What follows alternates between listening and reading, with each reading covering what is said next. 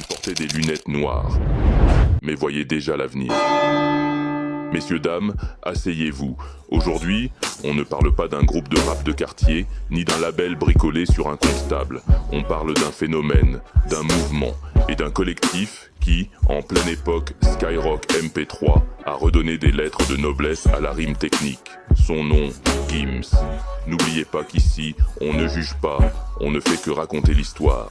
L'histoire que je vais te raconter aujourd'hui commence bien loin des studios, à une époque où lui-même ne se voyait pas rappeur. Imagine, 1986, Kinshasa, une ville qui tremble, qui brûle, qui vit trop fort. Dans ce chaos, une famille tente de tenir debout. Les jours vacillent, les nuits s'effritent. Le père, musicien, la mère, force silencieuse. Et au milieu, un enfant qui apprend trop tôt que l'existence peut basculer du jour au lendemain. Les coupures, les tensions, les manques, tout sculpte un caractère avant même qu'il sache marcher droit. Puis survient la décision qui bouleverse tout. Quitter le Congo, laisser derrière eux une terre aimée mais instable. Traverser des frontières, des souvenirs, des peurs. Chercher un souffle, le chemin les mène à Paris. Pas celui des films, celui des escaliers glaciales, des foyers bondés, des chambres trop étroites pour contenir des rêves. L'enfance devient un combat silencieux,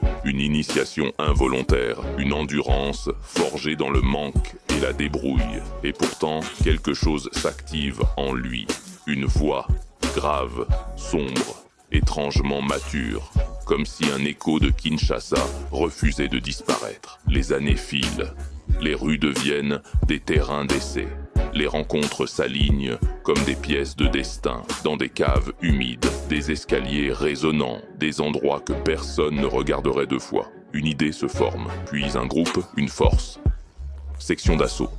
Ils sont jeunes, affamés, débordants d'énergie brute. La technique frappe, la détermination impressionne. Leur nom commence à circuler. Et lui, derrière ses lunettes noires, il change, il s'affirme, il s'élève, déjà enveloppé d'un mystère que personne n'arrive à percer. Déjà prêt à franchir une ligne invisible, il ne se voyait pas artiste. Pourtant, c'est ici que la légende a commencé à prendre forme. La suite arrive, et la partie 2 va révéler ce que personne ne voyait venir.